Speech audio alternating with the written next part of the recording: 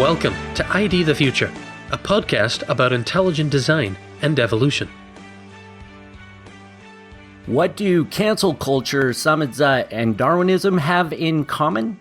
We'll find out on today's podcast when we hear from a neurosurgeon, professor of neurosurgery at Stony Brook University, and a prolific contributing writer at both Evolution News and Science Today, as well as at mindmatters.ai.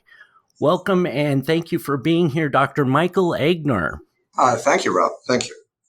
Recently, you wrote an essay that was published at Evolution News titled Live Not by Lies, Aleksandr Solzhenitsyn and Intelligent Design. And in that, you were looking at our current cancel culture and how that relates to the debate over intelligent design and evolution, the censoring of pro-ID scientists and scholars that we've seen. And you were also reflecting on the great Russian writer, dissident, Nobel Prize winner, Aleksandr Solzhenitsyn, and specifically an essay he wrote, Live Not by Lies, and how those lies and our participation in them result in the stifling of speech and thought. And so I want to jump into that with you today. And you posed at the beginning of your piece, which I have to say that one reason we're talking about this is that piece has been amazingly popular for us. It's been shared tens of thousands of times on social media. I don't know if you knew that. It has over 7,000 likes just on the Evolution News page itself. And I think you really struck a nerve with people on this. And so I want to ask you the question that you posed at the beginning of your piece. And you were writing this kind of as we were in the beginning of the throes of the protests and riots that, have now swept across so many cities.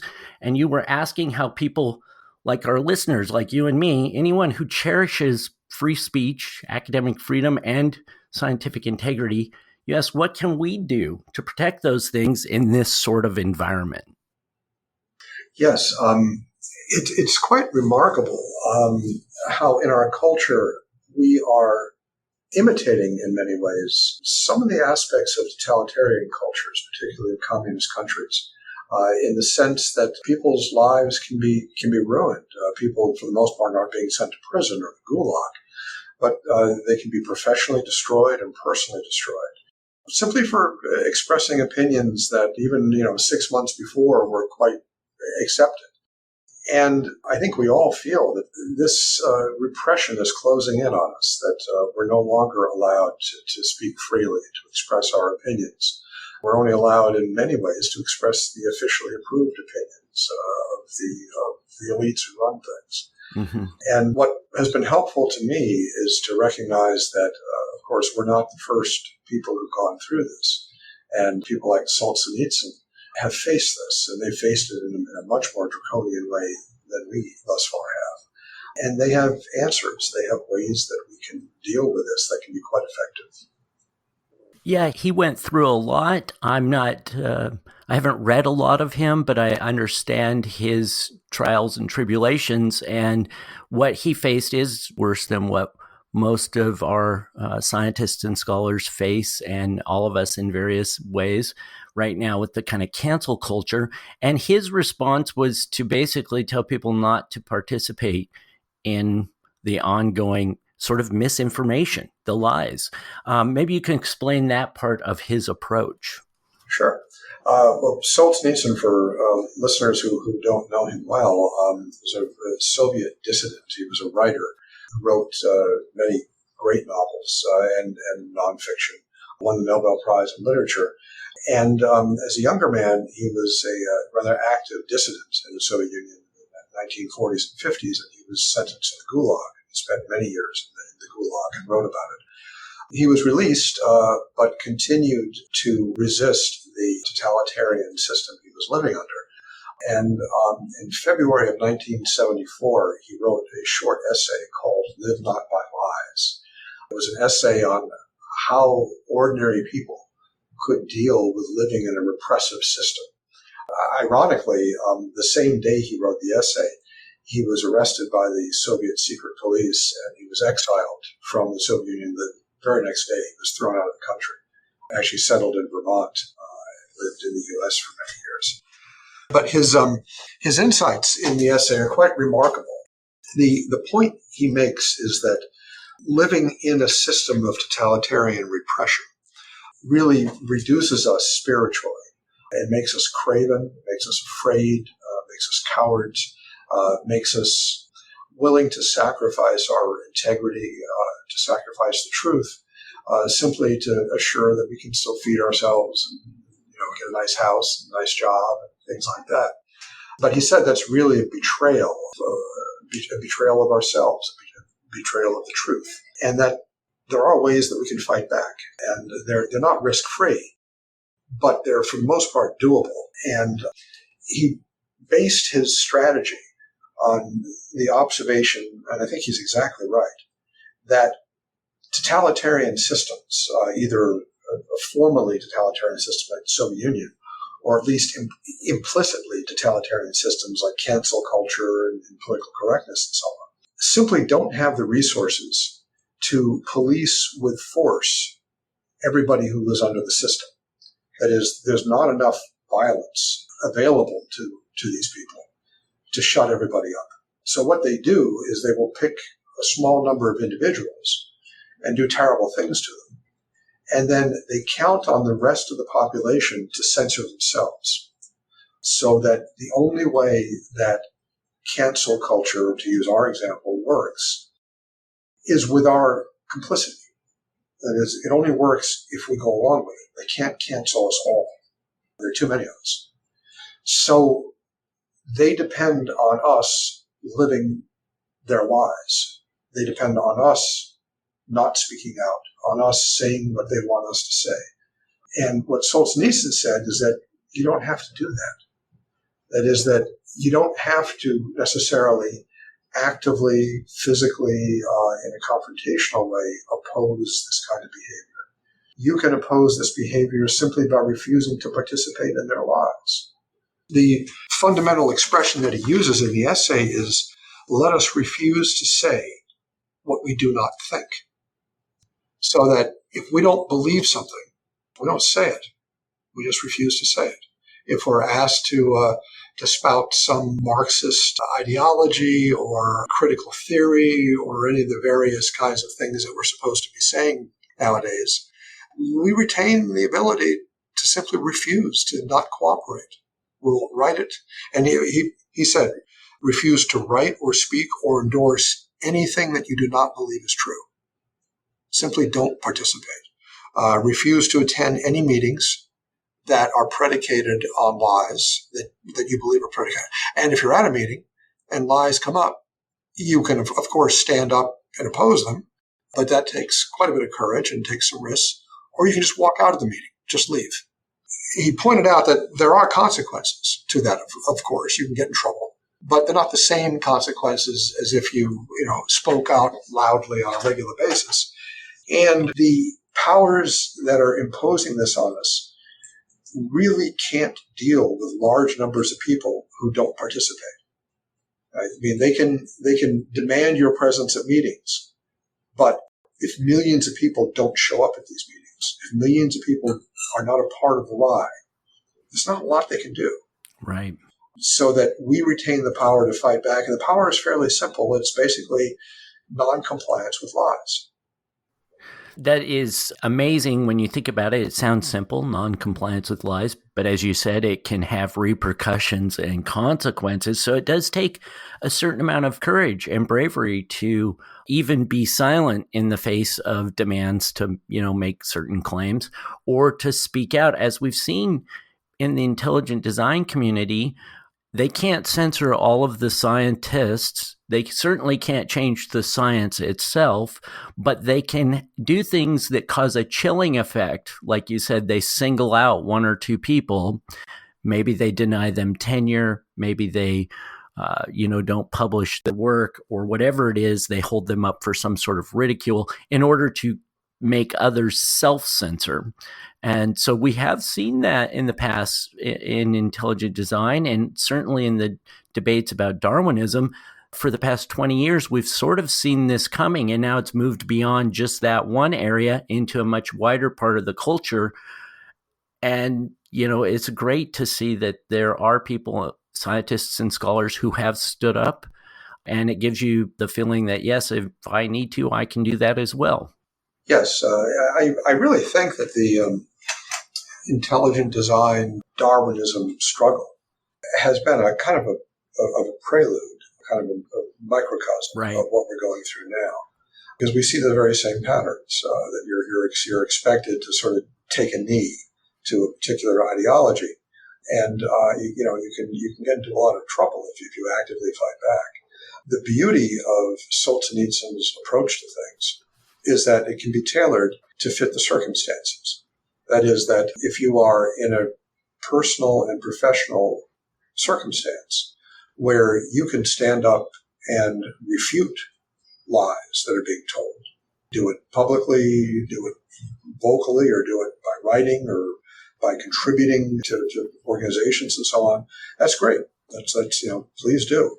If you're not in a personal position where you can do that, and I have colleagues who are in just that spot, like, for example, with the intelligent design conflict. I have a friend who's a very prominent basic science researcher who's a devout Christian, very supportive of intelligent design privately. But he's told me that he could never speak out about it publicly. He said that he would never get another grant. His wife is ill and he needs his health insurance. And he said, I just professionally couldn't survive. I'd be sacrificing my whole life and my family for this. So there are times when you just can't speak out unless you're willing to take a huge hit.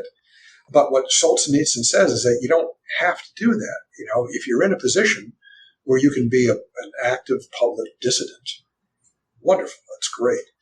But if you can't take such a high profile, you can still just quietly walk away. And what you can also do, I point out, is you can ridicule it. You can make little jokes. There's no harm in a little chuckle. You hear the latest Darwinian fairy tale, and you kind of say, "Yeah, it's pretty funny," and even just a smile or a quip is a way of fighting back. And particularly, I believe, they can't handle ridicule. That is, ridicule is extraordinarily hard to respond to, and generally, trying to respond to ridicule just makes the ridicule more effective. So both with the Darwinism question and with the cancel culture, some of the cultural Marxism that we're dealing with now, refusal of participation, a little bit of ridicule, can be a very powerful tool.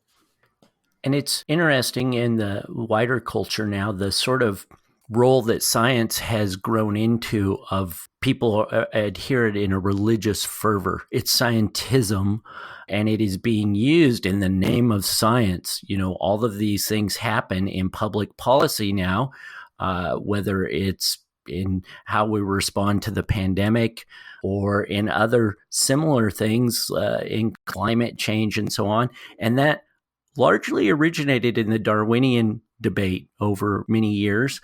And now we're seeing that fervor being transferred to all sorts of things in the culture in the name of science, where it's taking a role that is beyond like you said, the basic research, the bench research, evidentiary finding, and so on. And when you do fight against that, there are going to be some consequences. So how do you not, it's one thing to ridicule it. I guess you just don't stand up and support when they say we need people to stand up and raise their fist and say, yes, we agree with something. So you just don't do that. Yes. And Solzhenitsyn, his basic concept was don't participate. That is, that you don't have to actively oppose these ideas if your circumstances are such that that's not something you can do. But don't be a part of it. If they want to do their lies, if they want to perpetuate their silly concepts, let them have at it. But not in my name. Okay, I'm not doing it. And what I have found is just in my everyday life that we're in the majority. That is, the people who feel as we do about science, very much about our culture and our civilization, and freedom of speech and freedom of inquiry. That's the majority opinion. but it often doesn't get expressed as if it were the majority opinion because people are afraid to speak up. There was something that happened in my medical center back when Terry Schiavo was being starved to death. If you recall, this is this young woman who had severe brain damage and was in what they called a persistent vegetative state. And her feeding tube was withdrawn.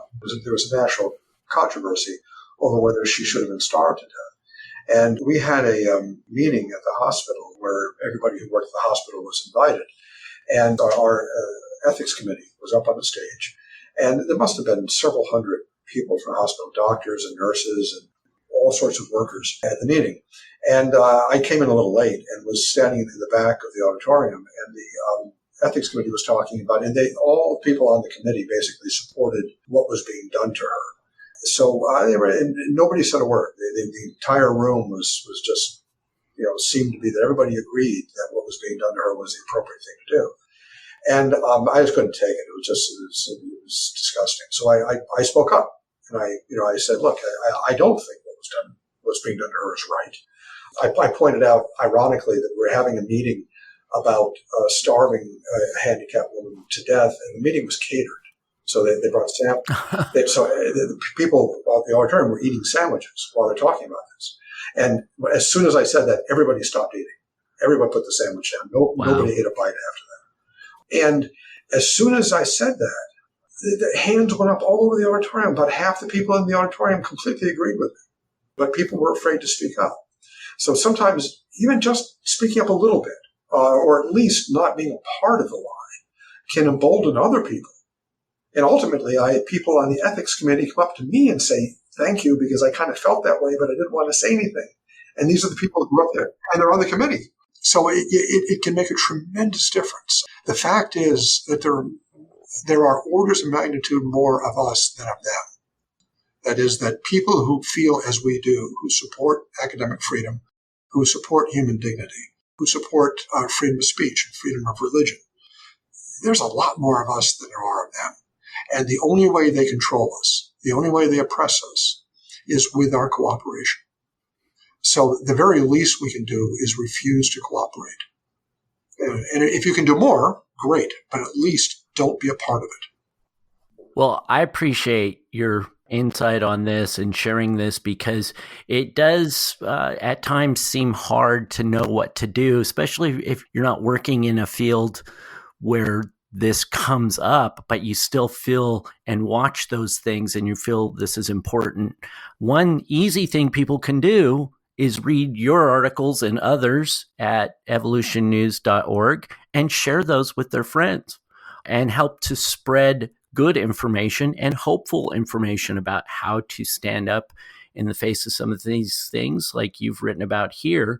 I'd like to encourage all the listeners that if they haven't already, they should read your piece, Live Not by Lies, Aleksandr Solzhenitsyn and Intelligent Design. There's a link to that at idthefuture.com. It's in this podcast's description at idthefuture.com. It's a great piece, very helpful and hopeful, and give people a sense of how they can feel like they're doing something to support what they know to be true and believe in. So I really want to thank you for the insight from that. Thank you, Rob.